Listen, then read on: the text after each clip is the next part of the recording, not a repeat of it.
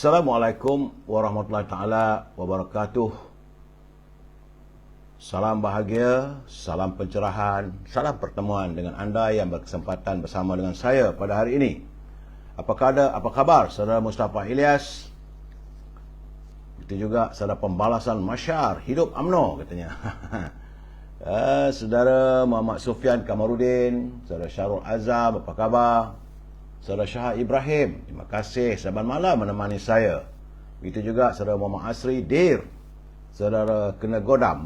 Siapa yang kena godam tak tahulah lepas ni ya. Saudara Zamari LC, Tok Do Yi, Tok Do Yi, saudara Azrul Jalil, saudara Mustafa Ilyas, saudara Mazli Syamsuddin. Begitu juga saudara Razali Samad, saudara pembalasan masyarakat bosanlah bila nak berubah ni, sabar saudara. Saudara Kamu Zaman Johan, Waalaikumsalam. Tuan Ngah Mat, apa khabar Tuan Ngah? Abdul Rahman Yahya, Waalaikumsalam. Muhammad Hashim Muhammad Din, salam dari Kemayan katanya. Begitu juga dengan Cik Dino, Puan Rusini Kurungut dari Sarawak, Urut Bismillah dari Kelantan. Cepatlah berubah parlimen ni katanya. Semua orang tak sabar ya. Puan Nafirah, saudara Mat Shah, Raja Kamal, Raja Baizan di Sungai Petani, apa khabar? Itu juga saudara Yaman Waras, saudara Manap Talib, saudara Hazrul Aidil, saudara Mustafa,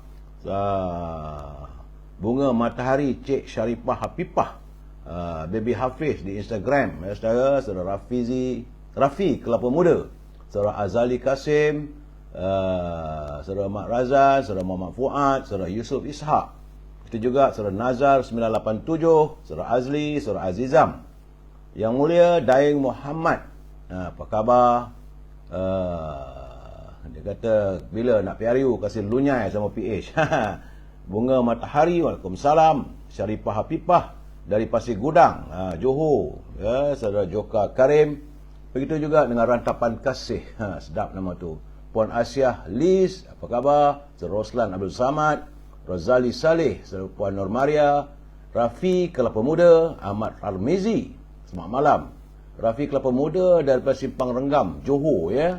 Puan Aminah Kak Minah daripada Kuala Terengganu.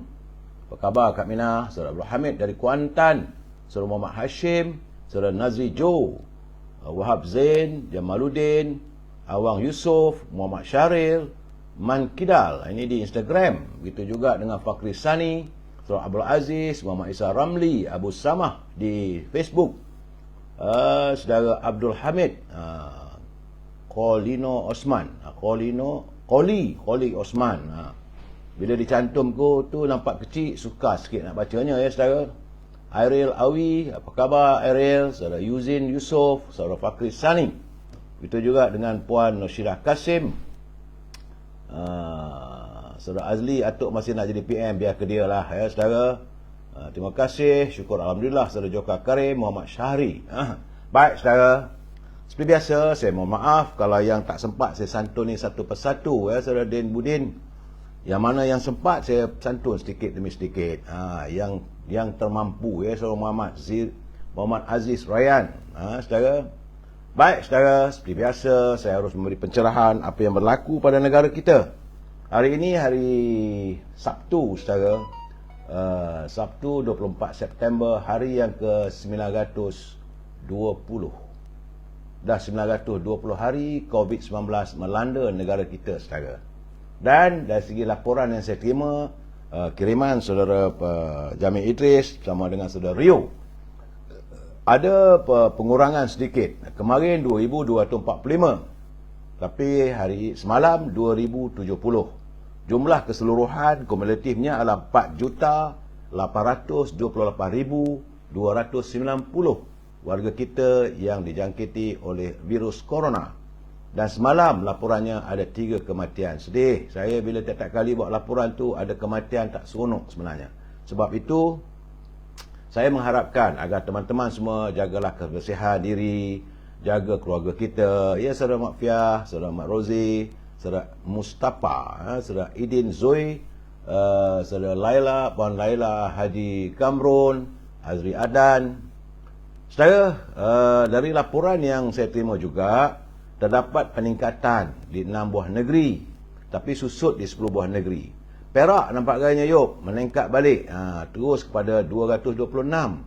Selangor juga turut meningkat kepada 592 jangkitan, tapi wilayah persekutuan susut 392. Sabah juga turut susut 171, begitu juga di Sarawak susut 102. Pulau Pinang masih tak ceroy 108 jangkitan. Melaka meningkat secara kembali pada 101, dan Negeri Sembilan juga daripada 2 angka kepada 3 angka, iaitu 117. Itulah 8 buah negeri yang ada jangkitan lebih daripada 100 jangkitan saudara. Lain-lain negeri alhamdulillah di bawah, bertahan di bawah angka 100. Jadi teman-teman semua, pastikan kita menjaga kesihatan kita. Saudara, izinkan saya minta izin dalam 2-3 minit kita masuk segmen e-commerce. Kalau saudara punya produk yang mau diwawarkan, tidak ada masalah, hubungi Al-Azhar di talian 011 330 41241, ya, Saudara Basirun, Saudara Osman Abdullah, Adi Warna dan Puan Hatijah. Al-Azhar dia memasarkan setangi bakur macam kemian dibakar, harum semerbak rumah kita, bilik kita, dan juga minyak wangi daripada tanah Arab. Kalau tanya saya, minyak wangi yang saya pakai, saya gunakan, tidak menjemukan dan sentiasa segar, iaitu Amir Al-Qud. Al-Azhar juga memasarkan gula O untuk mereka yang nak jaga kesihatan, yang bimbang jumlah gula dalam kandungan badan tinggi, ya, Saudara Madam K, Saudara Alia, Saudara Supa Kamsi, Saudara Muhammad Badro, Saudara Warung Kudap-Kudap, Waalaikumsalam, Saudara Arvin AR dari Batu Pahat. Begitu juga Saudara Rizal Muhammad Syari, Saudara Muhammad Zailan, ya, Saudara. Kalau anda tidak dapat berhubung dengan Al-Azhar, boleh hubungi Siti Farehah di talian 017 711 4300. Siti Farehah, tentulah dendeng manis Siti Farehah. Harga lama, walaupun harga daging naik, tapi dia alhamdulillah, dia memasarkannya dengan harga lama. Dendeng manis Siti Farehah, sedap saudara. Bagi teman-teman di Lembah Kelang yang mau bekalan buah-buahan, ceri, anggur, saudara, kiwi dan sebagainya, boleh menghubungi Syauqi di talian 012 357 5703. Buah-buahan sebut boleh dihantar terus ke rumah saudara. Harganya lebih murah daripada harga di pasar, saudara. Dan jangan lupa, saudara, bakaran kegemaran saya, iaitu Popiah Sirih Lady Maria. Ini memang sedap, saudara, mengasyikkan bila kita makan. Samping itu harganya murah. Boleh hubungi Nizam di talian 019 435 1203. Rangup, pedas, manis, mampu beli, mampu dirasai dan mengasyikkan, saudara. Boleh hubungi Nizam di talian 019 435 1203. Dan akhir sekali, saudara, adalah produk kosmetik dan juga makanan-makanan, produk makanan segera. Ini daripada tim Nur Aisyah di talian 018 279 4288. Jadi tim Nur Aisyah ni dia mencari kalau ada teman-teman di kawasan masing-masing nak jadi agen. Jadi agen boleh hubungi 018 279 4288. Produknya adalah produk kosmetik wanita.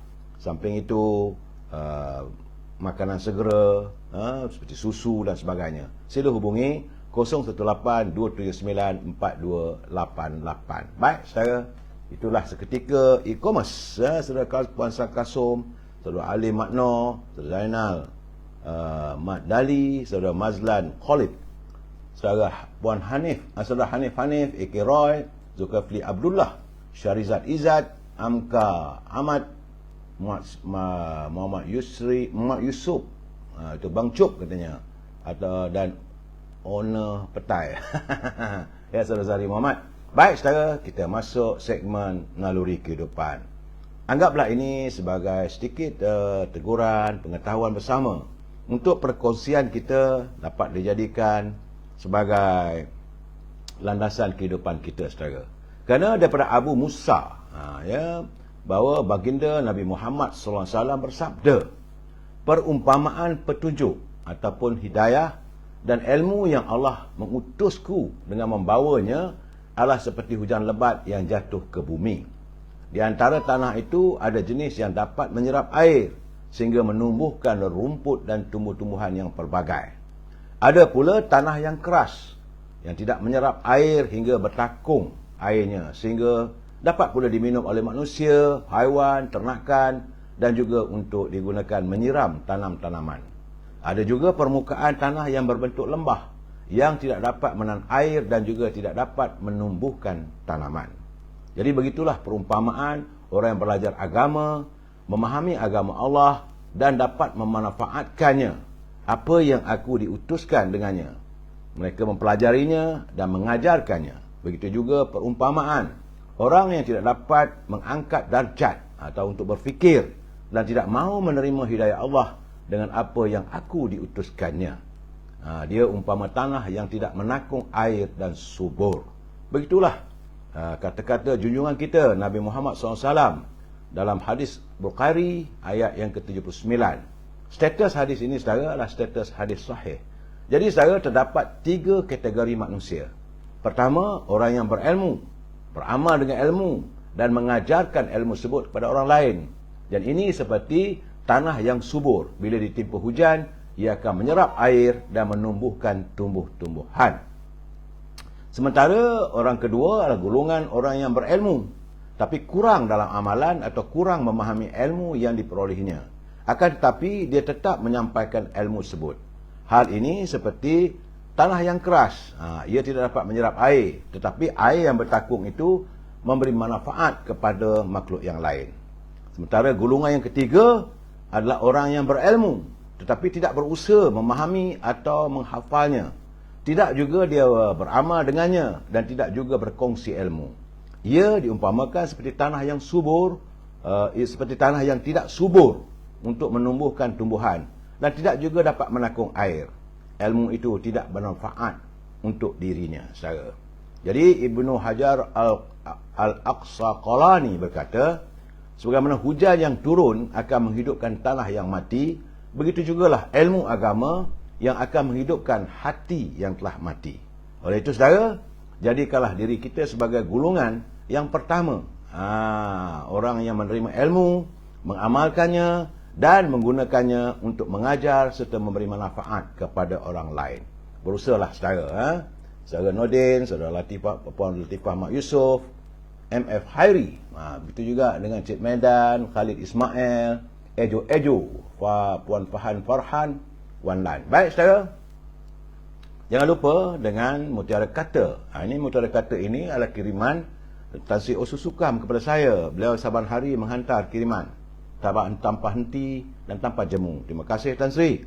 Katanya, seringkali kita lebih sibuk memperkatakan tentang aib orang lain tapi tidak mahu pula melihat aib diri sendiri. Itu keadaan saudara. Kita lebih sibuk memperkatakan aib orang lain tanpa mahu memikirkan tentang aib diri kita sendiri. Jadi hayatilah, fikirkanlah saudara kata-kata mutiara yang dikirimkan kepada saya untuk perkongsian kita bersama. Kita harus saling ingat-mengingati antara satu sama lain.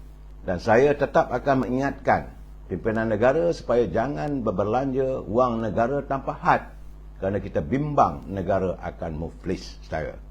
Apa khabar saudara Wasyarudin, saudara Sajid Piut, saudara Bliss Ivy, Pak Dinda, saudara Arsha Ismail, Pak Nurella Akramullah, saudara Mar Hakim, juga kita Puan Normah Wan. Baik saudara, bicara kita malam ini tajuknya memang lidah tidak bertulang. Sebab memanglah peribahasa mengatakan memang lidah tidak bertulang. Mereka hanya pandai bermain dengan kata-kata. Namun begitu, sebelum saya memberi pencerahan apa yang saya maksudkan dengan memang lidah tak bertulang ini saudara, kita santun dulu pantun Pak Nazir yang setiap hari menghantar perkongsian pantunnya untuk kita bersama agar kita dapat renungkan apa yang ditulis, apa yang ditutur, apa bidalan-bidalan yang disampaikan oleh Pak Nazir. Terima kasih Pak Nazir, dalam usia lebih 80 tahun beliau masih lagi terus berkarya. Saya harapkan Pak Nazir sihat walafiat dan teruskanlah berkarya. Kata Pak Nazir, Airnya tenang di Tasik Melati, aman suasana, begitulah selalu. Bukan senang merawat hati jika lukanya terlalu memilu. Jadi saudara, bila hati yang dah luka, bukan senang boleh dirawat. Bila luka itu rasanya pilu dan sebagainya. Itulah hubungan antara parti-parti politik, terutama antara UMNO dengan PAS, dengan Parti Peribumi. Saudara, itu gambarannya yang saya rasakan. Itu yang ingin disampaikan oleh Pak Nazil. Katanya lagi, bubur keladi cucur keria, makan di jeram bersama Pak Jalal. Bermain judi istimewa di Malaysia. Ada yang haram, ada yang halal.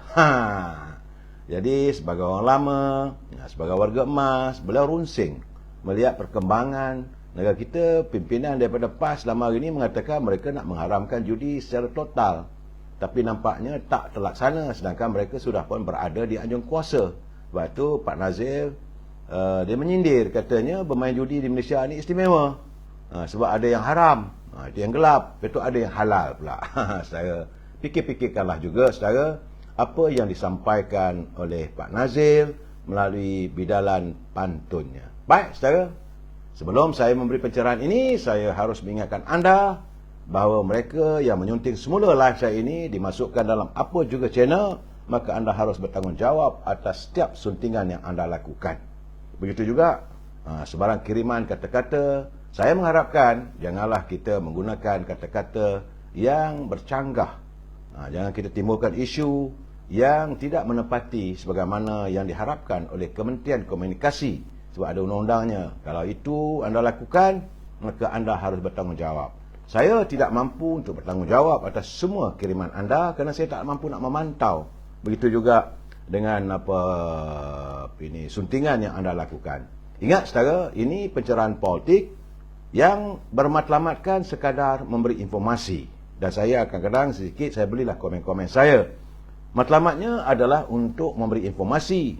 Dan prinsip kita mesti bersetuju untuk tidak bersetuju. Kalau anda tidak bersetuju, tidak menjadi masalah kepada saya. Tetapi jika anda mau menyongsong, mau berhujah, hantarkan kiriman, tapi gunakanlah bahasa-bahasa yang harmonis, kerana kita adalah warga cinta damai. Ingat saudara, paksinya kita mesti bersetuju untuk tidak bersetuju. We must agree to disagree saudara. Itu peringatan saya. Baik saudara, awal pagi tadi cuaca alhamdulillah terang benderang, masuk petang hujan balik. Ini yang mungkin dikatakan orang musim banjir, tapi tak ada pula kedengaran berita-berita banjir saat ini saudara. Masih lagi hujan, kadang-kadang banjir kilat saja, bukanlah banjir besar. Negara pernah mengalami banjir sebagaimana berlaku di Taman Sentosa, bagaimana yang dikatakan oleh Syed Saddiq tadilah, siang tadi dia ada juga mengadakan himpunannya.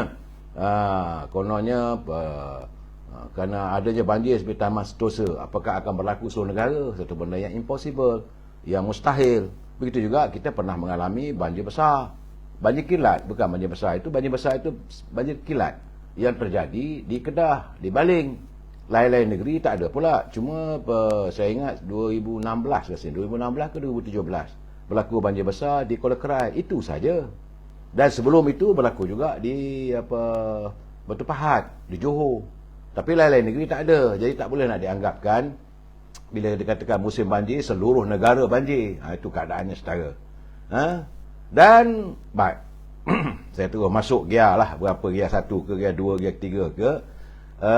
Semalam kes yang berhormat Datuk Seri Zahid Hamidi telah pun setelah dibicarakan di Mahkamah Shah Alam, akhirnya hakim memutuskan untuk membebaskan secara total sepenuhnya berhubung tuduhan yang dilakukan terhadap beliau oleh Suruhanjaya Pencegah Rasuah. Bagaimanapun saya tengok apa hal pula apabila Peguam Negara Tan Sri Idrus Harun, dia kata pihak pendakwaan akan meneliti penghakiman yang membebaskan Presiden UMNO Datuk Seri Zahid Hamidi. Saya kata tak apa nak dia fikirkan lagi. Benda dah ditolak oleh mahkamah secara total. Jadi tak tahulah saya. Sebab katanya dia akan berbincang dengan pasukan pendakwaan dan meneliti asas penghakiman yang dilakukan oleh hakim. Sebenarnya, jadi itu dilaporkan oleh Free Malaysia Today. Selepas Hakim Mahkamah Tinggi Shah Alam, Datuk Muhammad Yazid Mustafa memutuskan pendakwaan gagal membuktikan kes prima facie dan 3 dari 3 saksi utama yang tidak boleh dipercayai. Malahan saya pun hairan. Bila hakim dah tolak, maka pembangkang pula meragui. Saya dengar, saya tengok dalam media sosial, adalah pimpinan pembangkang yang mau tahu kenapa pembebasan dilakukan, sedangkan kertas penghakiman ada. Yang membangkang tu hakim, lawyer. Belilah kertas penghakiman itu daripada law journal, saudara. Malahan saya juga agak hairan bagaimana sebagai law, sebagai pembuat undang-undang, mereka adalah ahli parlimen, 2 daripada Parti Keadilan dan 1 daripada DAP, yang mempersoalkan tentang bagaimana Datuk Seri Najib diberikan rawatan kesihatan, hantar ke hospital dan sebagainya. Bukankah ini termaktub dalam undang-undang? Seorang banduan, walaupun dia dipenjarakan, tapi kalau dia sakit, dia diizinkan untuk mendapat rawatan. Ini yang hairan saya, ini jadikan isu. Saya tak mau bangkitkan lagi lah apa yang berlaku pada era waktu Datuk Seri Anwar Ibrahim dipenjarakan, boleh pula jumpa, boleh adakan rawatan dan sebagainya. Malahan mereka ada pula yang mengatakan, sebab Datuk Seri Anwar Ibrahim dah lalui hukuman lebih lama. Ini bukan soal lama dan cepat. Kalau sakit ni, dia bukan menentu. Jadi soal ini bagi saya tak masuk akal lah untuk dipersoalkan. Biarlah semua itu dilaksanakan, segala penghukuman, cara macam mana untuk pemenjaraan Datuk Seri Najib ini, biarlah pihak penjara. Kita ni luar nak campur buat apa? Buat apa kita nak pertikaikan? Kita dulu tak pernah pertikaikan. Malahan ada pula saya terima mengatakan bahawa Datuk Seri Anwar Ibrahim tu dia wajar menerima rawatan kerana mata dia lebam. Itu cerita lama, brother. Cerita waktu Datuk Seri Anwar Ibrahim mata lebam tu, dia bukan dipukul oleh orang UMNO. Dia dipukul oleh Ketua Polis Negara. Yang saya heran, era itu era Dr. Mahathir. Yang ahli-ahli Parti Keadilan jilat bagai nak rak, mengangkatnya semula jadi Perdana Menteri selepas pilihan raya yang ke-14 dulu. Itu yang saya hairan. Jadi soal ini dibangkitkan cerita mata lebam, itu bukan era kepimpinan Datuk Najib maupun Datuk Seri Zahid Hamidi. Itu era kepimpinan negara dipimpin oleh Dr. Mahathir. Itulah terbitnya reformasi, rakyat marah dan bangkit menentang kezaliman yang dilakukan. Kita pun tak bersetuju. Bagaimana seorang tahanan boleh dipukul sampai lebam mata. Jangan lupa saudara, pembohongan Dr. Mahathir. Dia kata tumbuk sendirilah. Lepas tu Rafidah Aziz pula dia kata dia berbekam lah. Ini semua bagi saya, ini jawapan-jawapan dangkal yang mau menjadikan seolah rakyat ini bodoh, memberi alasan-alasan yang bukan-bukan. Kita tak bersetuju. Saya bukanlah kata nak menyokong 100%, tapi cara mereka melayan Datuk Seri Anwar Ibrahim waktu di dalam tahanan dan seterusnya dalam penjara, kita rasa tak elok lah. Tapi bila dibenarkan, isteri datang melawat, pimpinan parti-parti politik melawat, peguam melawat, kita diamlah, okey lah. Tapi bila kena pada Datuk Seri Najib, ini jadi persoalan. Jadi janganlah begitu, saudara. Saya haraplah kita harus berlapang dada. Beliau sedang menjalani tahanan dalam penjara. Biar pihak penjara yang menentukan sama ada nak bawa ke hospital ke, nak bawa tempat rehabilitatif ke, nak kekal dalam penjara ke, itu terpulang pada mereka. Malahan Datuk Najib pun pihak penjara pun telah mendapat perintah mahkamah untuk menyediakan rawatan dan sebagainya. Itu keadaannya, saudara. Dan saya melihat, saudara, sepanjang perbicaraan 4 tahun lamanya. Semalam saya tak nak ulas, hari ini saya nak ulas sedikit, jika diizinkan. Bagaimana selama 4 tahun pelbagai tuduhan dilemparkan pada Datuk Seri Zahid Hamidi berhubung dengan tuduhan-tuduhan yang bagi saya tak masuk akal. Tapi akhirnya beliau dibebaskan oleh mahkamah. Sebab itu Datuk Seri Zahid, dia tidak mahu sebarang jawatan, dia mahu membersihkan segala tuduhan itu melalui mahkamah. Dia bukan nak membersihkan dirinya melalui jalanan, bukan melalui demonstrasi. Jadi dia pergi ke mahkamah, biarlah mahkamah menentukan segalanya. Sebab itu beliau tidak menerima sebarang jawatan dalam kabinet. Dia kata dia hanya akan megang jawatan seandainya dirinya dibersihkan. Dia sama-samalah. Kita tunggu, jangan kita tak sabar. Ini masalahnya sebelum apa-apa lagi kita dah itu hukum. Oh, 40 tuduhan. Iyalah, betul lah mereka mencipta tuduhan itu. Tapi sebenarnya akhirnya apa terjadi? Saya bukan nak membela, tapi saya tak setuju jika kita, seseorang itu bawa aja mahkamah terus kita menjatuhkan hukuman. Sebab itu saya amat terkesan hari ini menatap kiriman bicara hati beliau selaku Presiden UMNO. Dia hantar kiriman kepada saya bicara hatinya. Dia kata, menurut Datuk Seri Zahid, dia kata beliau merafazkan syukur. Bukan suka sangat saja, bersyukur atas keputusan mahkamah semalam yang membuat keputusan membebaskan 40 pertuduhan terhadap dirinya. Jadi selama ini katanya dirinya dilabel sebagai dengan pelbagai persepsi negatif.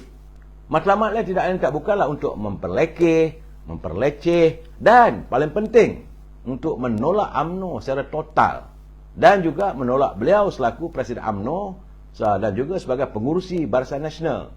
Kerana mereka tahu tanpa UMNO lebih mudah rakyat diperkotak-katikkan pemikirannya. Itu tulisan Datuk Seri Zahid kepada saya. Misalnya katanya mereka sengaja menggunakan label kluster mahkamah kepada diri Datuk Seri Zahid, namun tidak pula menggunakan label sebut kepada pemimpin pembangkang. Bukan tak ada Syed Saddiq, Lim Guan Eng, ramai lagi pemimpin daripada parti pembangkang. Saya tidak pula dilabelkan mereka itu sebagai kluster mahkamah. Tapi pada Datuk Seri Najib, pada Datuk Zahid, kluster mahkamah. Jadi inilah yang dikatakan sebagai sikap double standard. Dan ini mencerminkan wajah sebenar musuh-musuh politik UMNO sebenarnya. Menurut Datuk Zahid, pengalaman saya dikenakan oleh musuh politik menjadikan saya lebih matang. Dia bermuhasabah diri, belajar mengenali musuh luaran dan musuh dalam selimut. Itu yang dikatakan. Beliau boleh memaafkan, tapi dia kata dia tidak akan melupakan untuk dijadikan sebagai pengajaran serta asam garam dalam politik.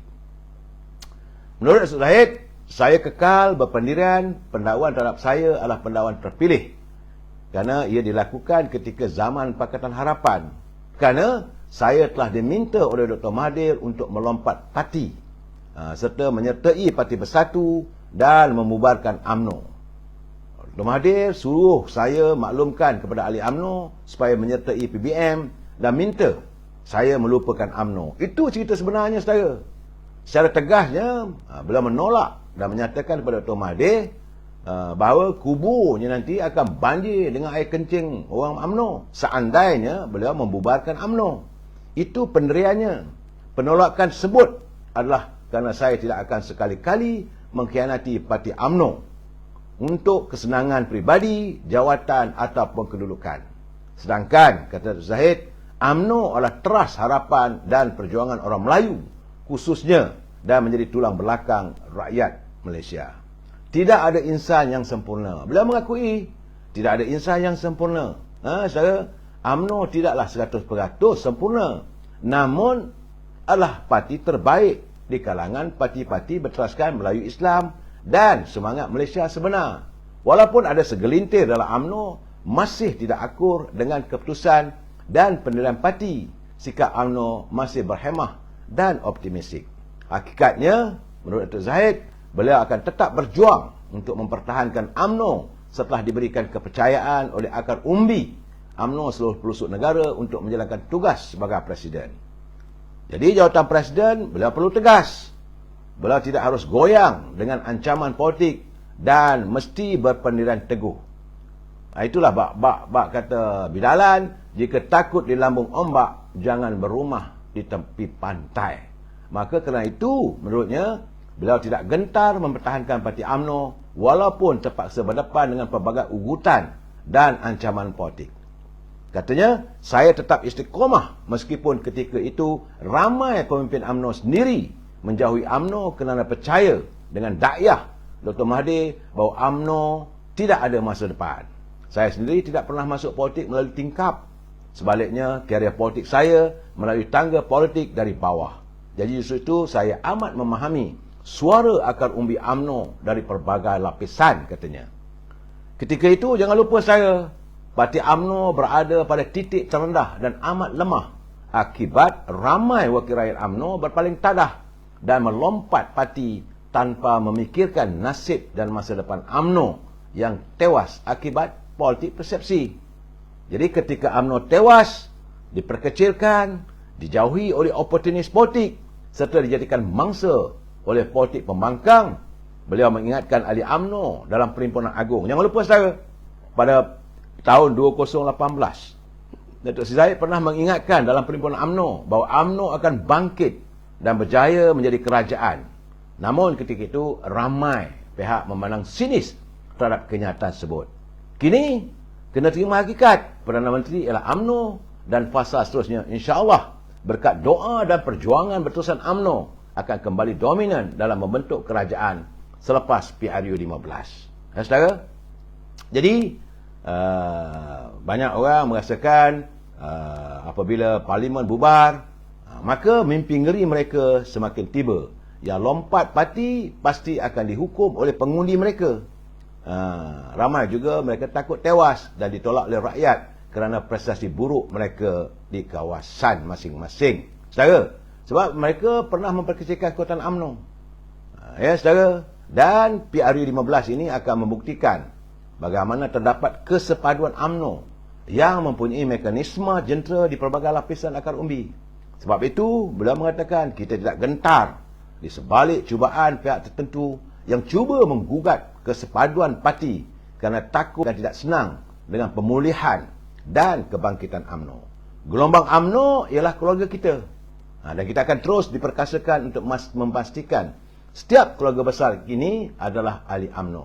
Dengan ahli 34 juta katanya, kalau digandakan dengan 5 ahli keluarga kita sekurang-kurangnya, kekuatan UMNO mengatasi kekuatan asas UMNO. Setiap lapisan di perangkap PDM, cawangan dan bahagian seharusnya perlu membina asas kekuatan atas prinsip jika ahli UMNO bersatu hati dan parti komponen bersifat realistik serta bergerak berdasarkan fakta dan data, insya-Allah Barisan Nasional akan kembali teguh dan ampuh. Begitu juga saudara, gelombang keluarga kita Barisan Nasional perlu digerakkan secara bersepadu untuk menggandakan kekuatan UMNO Barisan Nasional di semua peringkat dan semua orang perlu bertekad. Itu keadaannya yang dilontarkan oleh Presiden UMNO. Beliau mengirim kiriman pada saya baca, saya hati bahawa tekad kita, saudara. Memang suka tak suka, hari ini salah seorang wira UMNO, Datuk Seri Najib, telah pun disenyapkan berada di belakang jeruji besi. Tapi bukan ini akan melemahkan UMNO. Kita harus terus berjuang, saudara. Cuma, macam yang saya katakan tadi, saudara, memang manusia ini lidah mereka tak bertulang. Pandai berbicara saja, bercakap. Dan mereka ingat rakyat, warga kita ni boleh diperbodohkan dengan kenyataan-kenyataan yang dihamburkan dalam retorika politik. Saya ambil contoh saya jangan marah pada saya. Bagaimana kita mendengar waktu di Gombak, Datuk Seri Anwar Ibrahim dia kata kita akan serang Azmin Ali. Kita akan lunyaikan Zuraidah Kamaruddin. Tapi kita mengharapkan jangan tengah jalan nanti tiba-tiba baik balik. Bila baik balik nanti mulalah katakan kita harus berlapang dada dan sebagainya. Dosa yang dilakukan oleh Azmin Ali dan Zuraidah terhadap parti keadilan, bagi saya warga keadilan tidak boleh menerima sama sekali. Tidak sewajarnya mereka menerima dia kembali. Sebab itu Barisan Nasional juga memutuskan untuk tidak menerima parti rakyat Malaysia yang dipimpin oleh Zaidah untuk menyertai Barisan Nasional. Kerana kita faham, sekali mereka curang, sekali mereka melakukan pengkhianatan, tidak mungkin mereka tidak akan melakukannya lagi. Yang kata bidalan orang tua dulu-dulu lah, saudara. Bahasanya kasar sikit. Anjing kalau dah biasa makan najis, tak dapat makan pun akan hidu. Sebab itu saya mengharapkan agar Datuk Seri Anwar Ibrahim mengotakan kenyataan itu benar-benar terlaksana, lunyaikan betul-betul Azmin Ali.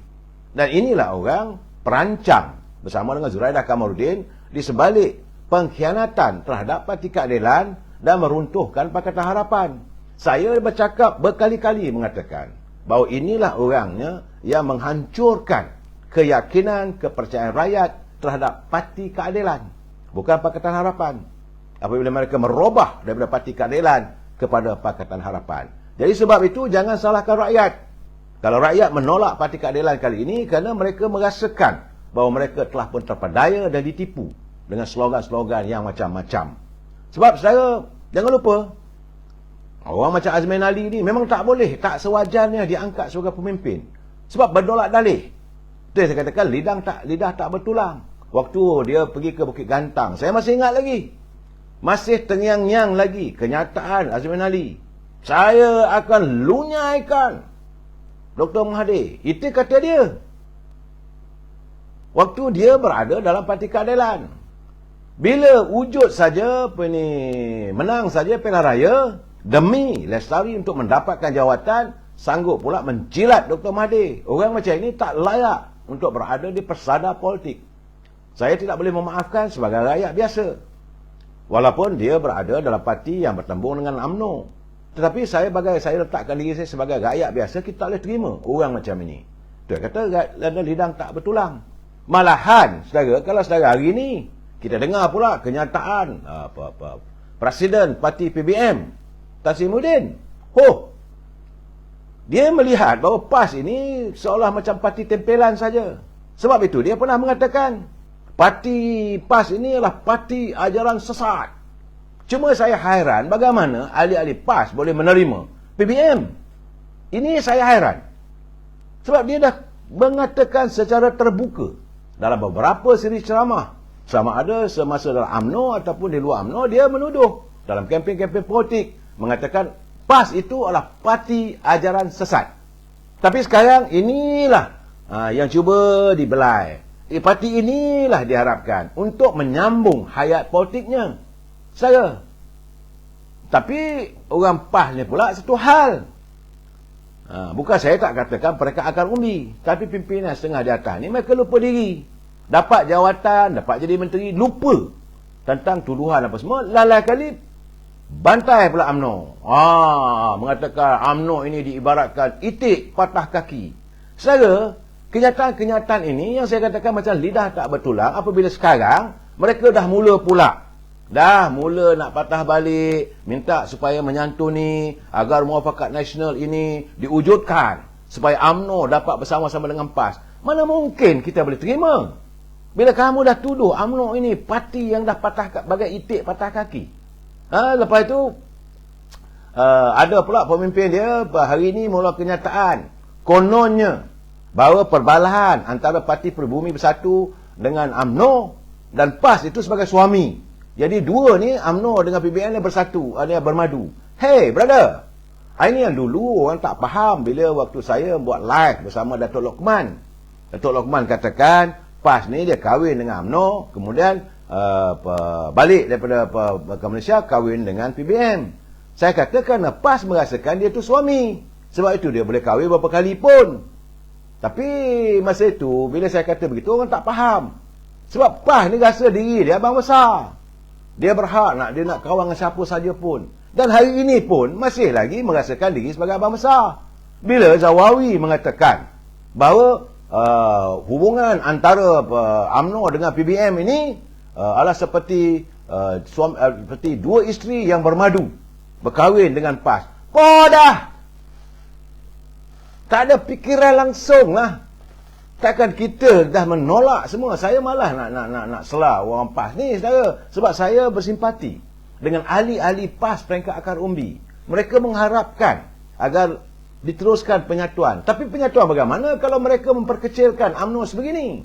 Orang macam Dr. Zawawi, beliau merupakan ahli syurah, orang yang tertinggi, saudara, sisa syurah.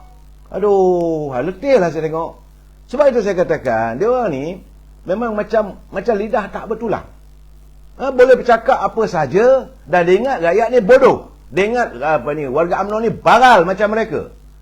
Boleh pula mengatakan di muktamar PAS, kita nak bagi tahu, nak menyantuni selepas pilihan raya umum yang ke-15 nanti, calon Perdana Menteri adalah Tan Sri Muhyiddin. Waktu yang sama kamu nak berbaik dengan kami. Waktu yang sama nak berbincang. Kononnya ada 27 kursi parlimen ini, sewajarnya PAS dengan UMNO berbincang supaya mengekalkan dapat pada UMNO dengan PAS 27 kursi.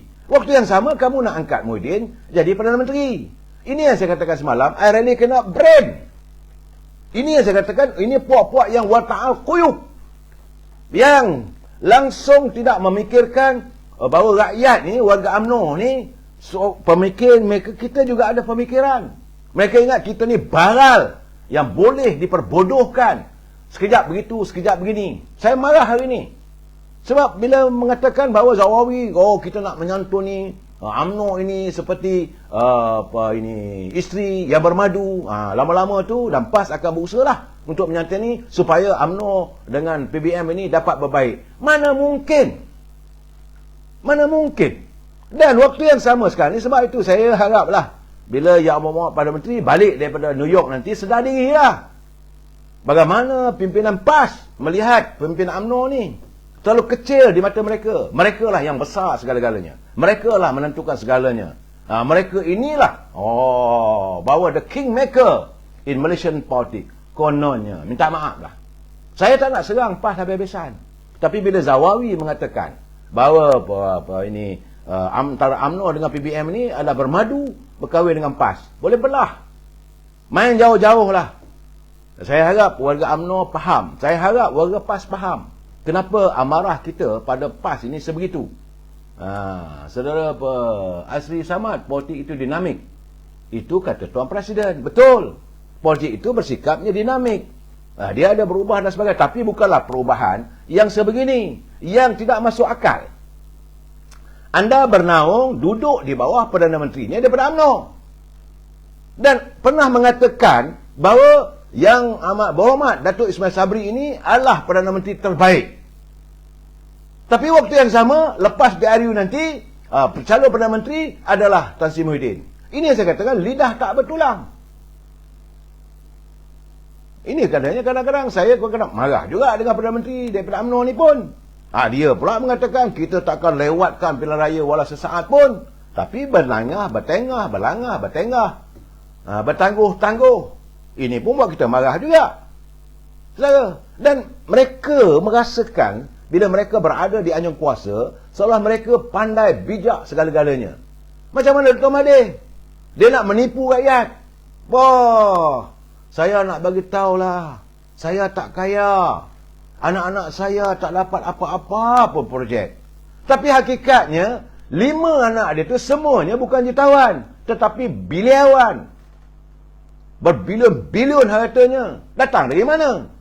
Jadi mereka ingat, Dr. Mahathir ingat ni, rakyat ni boleh diperbodohkan.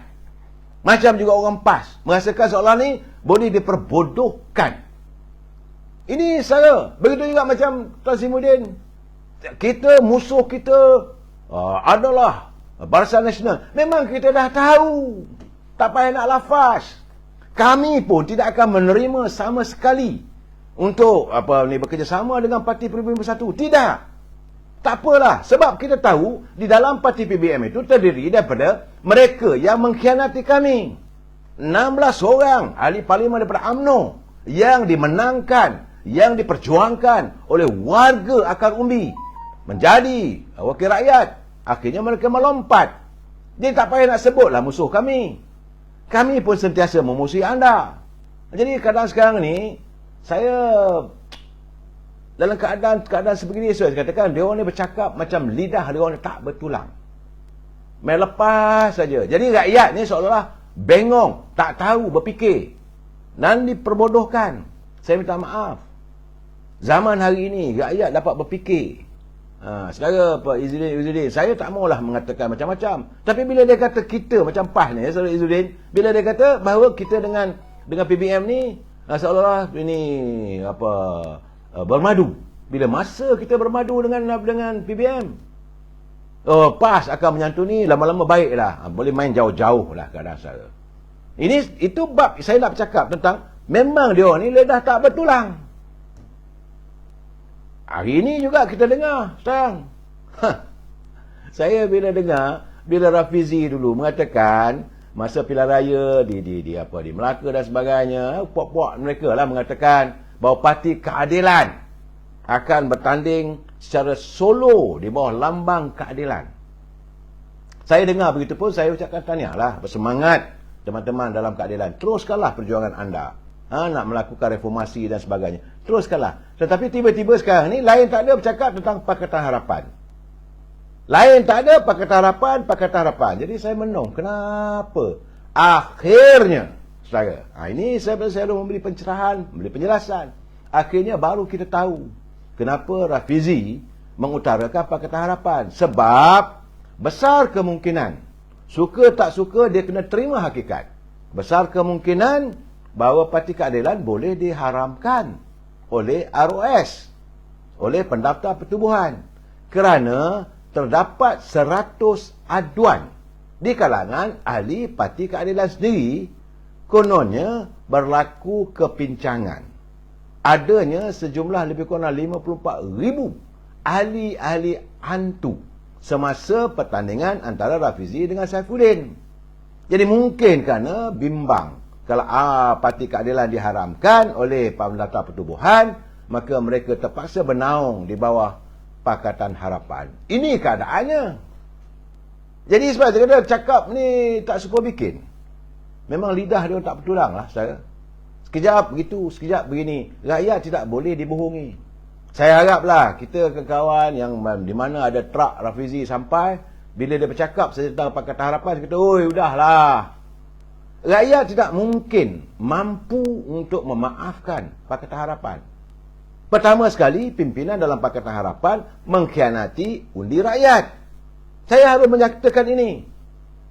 Mereka mengkhianati undi rakyat. Rakyat memberi kepada keadilan untuk memerintah, mentadbir negara sebagai alternatif kepada UMNO Barisan Nasional waktu itu. Dan akhirnya sekarang ini, selepas itu, bila menang, bagi pada Pakatan Harapan. Jadi apakah anda mahu menjadikan rakyat boleh diperbodohkan sebagaimana anda yang bodoh? Anda, bagi saya, mereka kepimpinan dalam Perikatan Parti Keadilan, anda adalah orang yang dangkal. Sebab dia punya serang Dr. Mahathir sepanjang waktu Anwar Ibrahim dalam penjara, Tuhan aja yang tahu. Macam kata Azmin Ali lah, kita akan lunyaikan Mahathir. Apa kata Mak Sabu?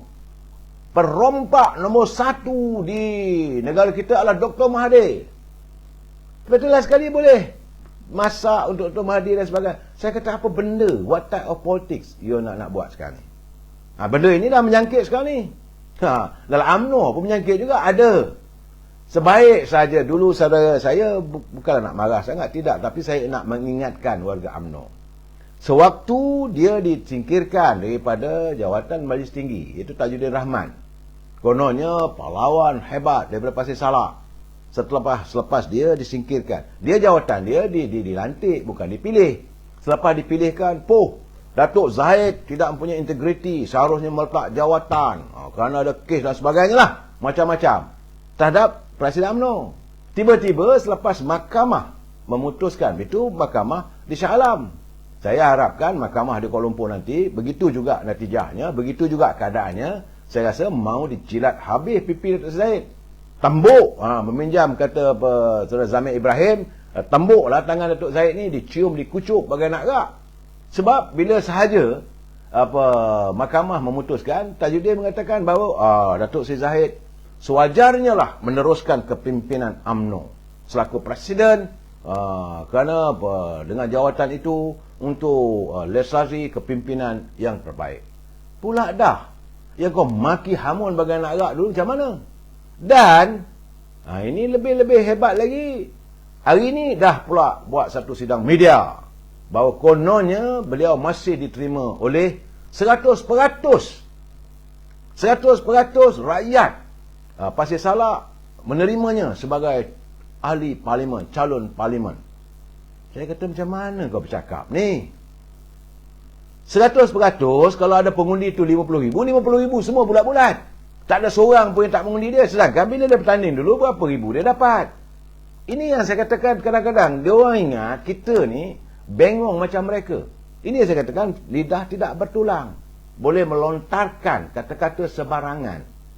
Untuk persiapan takut kalau Presiden UMNO memilih timbalannya, iaitu saudara Khairul Azwan Harun menggantikan tempatnya. Awal-awal dah bagi tahu UMNO bagi Pasir Salak telah memutuskan calon parlimen Tajuddin Rahman, calon untuk Dewan Undangan Negeri akan bertanding di Sungai Manik, iaitu saudara Khairul Azwan.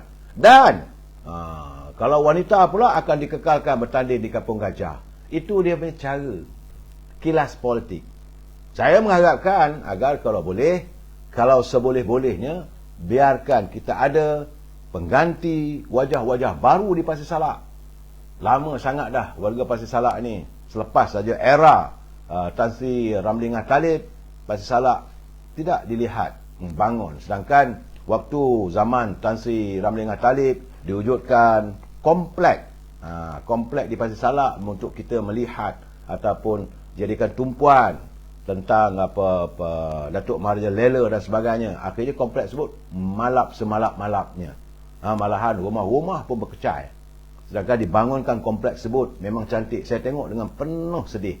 Saya pernah pergi ke kompleks tersebut. Begitu juga sejana mata memandang.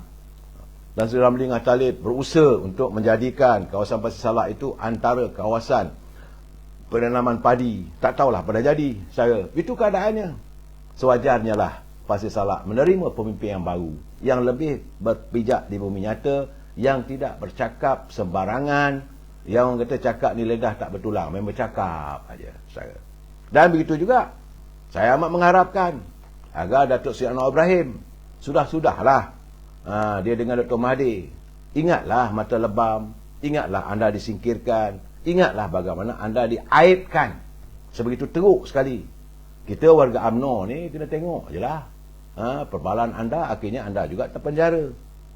Sebab itu janganlah nak jadikan hero pula, bertepuk tangan bila melihat pemimpin UMNO yang terpenjara.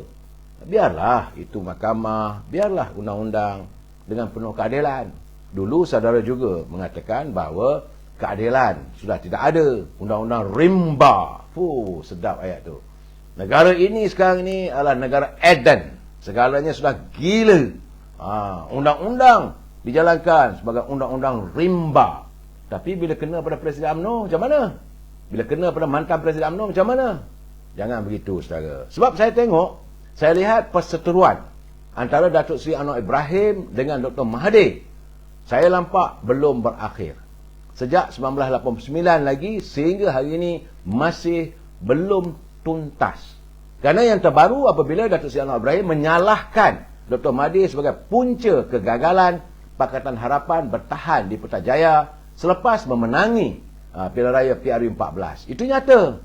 Dia katanya semua maklum konflik peralihan kuasa antara Mahathir dan Anwar Ibrahim merupakan sebahagian daripada naratif Dr. Mahathir untuk menyekat Anwar dari menjadi Perdana Menteri. Semua orang faham. Dia berjanji kata 2 tahun tapi tak terlaksana. Berbagai alasan digunakan. Sehingga akhirnya Timbalan Presiden PKR Azmin Ali mempersoalkan kewujudan sebarang perjanjian peralihan kuasa waktu itu. Sebab itu saya katakan bahawa warga daripada Parti Keadilan kena lihat macam mana pengkhianatan Azmin Ali waktu dia menjilat Dr. Mahathir. Hari ini tak adalah pula. Saudara, sebab Dr. Mahathir tidaklah bersama dengan beliau.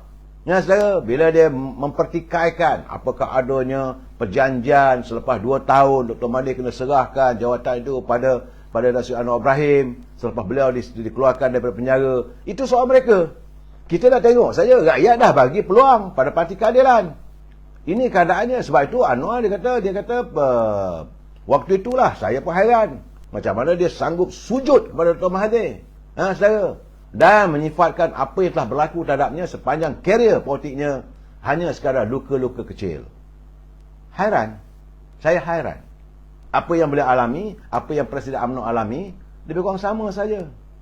Saya bercakap dulu, UMNO dikhianati oleh ahlinya yang melompat. Keadilan juga dikhianati oleh ahlinya yang melompat. Ya, sebenarnya sekarang ni Datuk Seri Anwar Ibrahim perlu sedar. Sebab itu saya tengok kenyataan hari ini. Dia kata bahawa dia tidak, UMNO Parti Keadilan tidak menjanjikan manifesto yang panjang, yang banyak. Itu seharusnya begitu. Ini waktu bertanding dulu ada 100 manifesto. Tapi akhirnya rakyat dilihat tertipu dan terpedaya. Sudahlah.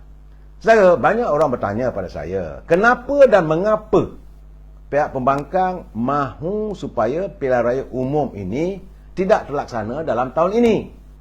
Banyak orang terlupa bahawa ada perjanjian Memorandum of Understanding antara Perdana Menteri dengan parti pembangkang, iaitu peruntukan sebanyak 3 juta ringgit kepada semua wakil rakyat.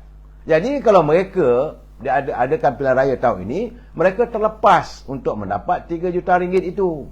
Sebab itu mereka berusaha mempertahankan bagai nak rak.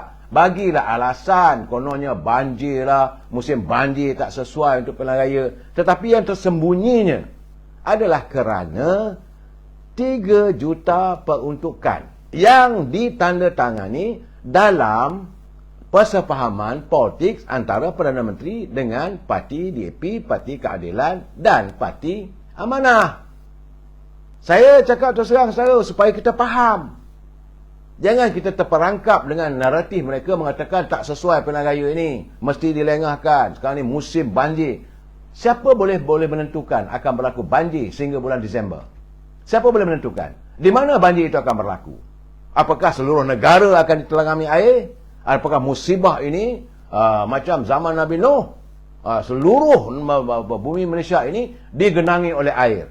Ini satu benda yang impossible, satu benda yang tidak masuk akal. Tapi kerana nak mendapatkan 3 juta, jangan lupa saya, bukan sikit. Kemudian, sekarang ni, kenapa pula orang bertanya pada saya, kenapa PAS masih nakkan bekerjasama dengan UMNO? Ini persoalan yang dilontarkan pada saya. Banyak kali, dan siang tadi pun ada orang menghubungi saya. Kenapa sebenarnya PAS ni masih lagi nakkan dengan UMNO? Kerana mereka takut kehilangan kerusi. Sebenar-benarnya, rakyat sudah hilang kepercayaan kepada PAS. Besar kemungkinan PRU 14 dan 15 nanti PAS cuma mampu bertahan paling tinggi 9 kerusi daripada 18 yang mereka ada sekarang. Sebab itulah sebab itu bagi saya, sebab saya katakan I cannot brain. PAS mengharapkan sangat dalam waktu yang sama nak banding dengan UMNO, lepas itu nak angkat Tan Sri Muhyiddin sebagai Perdana Menteri. Ya Allah, peninglah kita. Kemudian sekarang ni banyak orang mengatakan, kenapa pula Perdana Menteri ni masih lagi berdolak dalik nak mengadakan pilihan raya walaupun tidak akan mengundur walaupun sesaat pun. Saya nak cakap terus terang, sebab kerana beliau tidak yakin pada keikhlasan Presiden UMNO. Sedangkan Presiden UMNO dah berucap berkali-kali.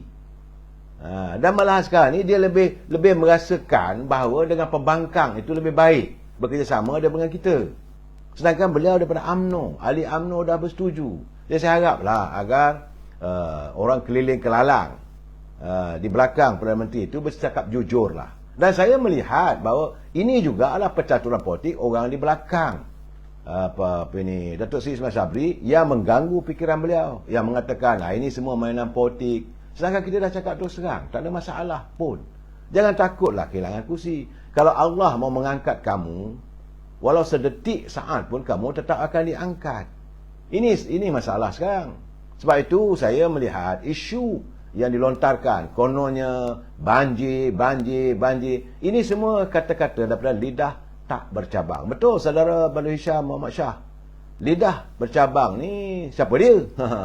Jadi sebab itu saudara Badrul Hisham kata lupakanlah dia PM ni, Pak Mai dia marah. Sebenarnya apa yang saya alami sekarang ni, saya bersempati jugalah dengan naib Presiden UMNO Datuk Ismail Sabri yang semakin terhakis keyakinan warga UMNO terhadap beliau. Bukannya warga UMNO, rakyat pun.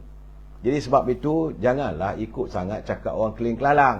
Kerana orang keliling kelalang mereka sebenarnya takut mereka akan tersingkir daripada anjung kuasa di Seri Perdana.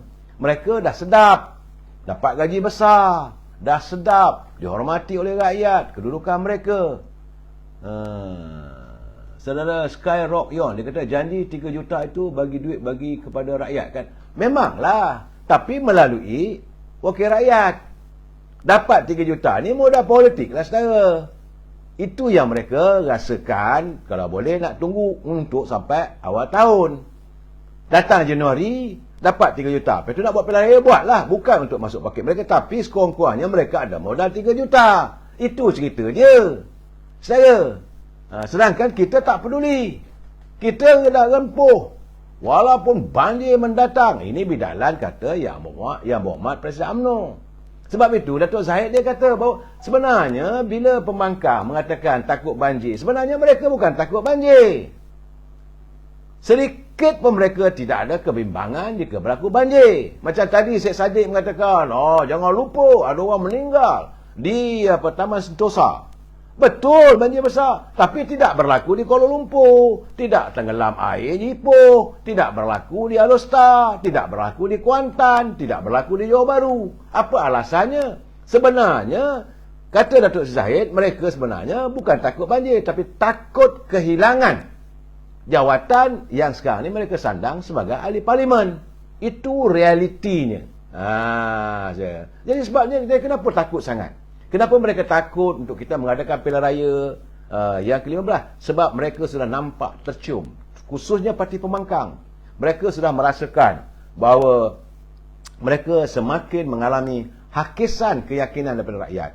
Ini bukan saja daripada parti PAS. Ini juga sedang berlaku di kalangan pengundi-pengundi warga bukan Melayu Tionghoa terhadap parti DAP. Ada orang bercakap dengan saya, mengatakan pengundi UDP, orang Cina tetap akan mengundi UDP. Ini sudah kesasar. Kerana dapatan saya, teman-teman saya, ahli perniagaan, saya pergi berbual di kedai-kedai. Memang banyak kedai-kedai sekarang ditutup. Warga Cina ni selalu saya katakan, mereka mau asalkan negara ini, mereka boleh dapat cari makan. Sekarang ini perniagaan mereka merosot. Harga barang tidak mampu dikawal. Inflasi menjengah. Dan bagaimana untuk menghadapi masa-masa yang mendatang. Sebab itu mereka nak berbalik pada Barisan Nasional. Mereka juga hendak diadakan segera pilihan raya. Mereka tak ambil kisah pun soal banjir tak banjir ni. Itu keadaan saya. Jadi kita sambung lagi malam esok. Wabillahi taufiq wa hidayah. Assalamualaikum warahmatullahi taala wabarakatuh. Selamat malam.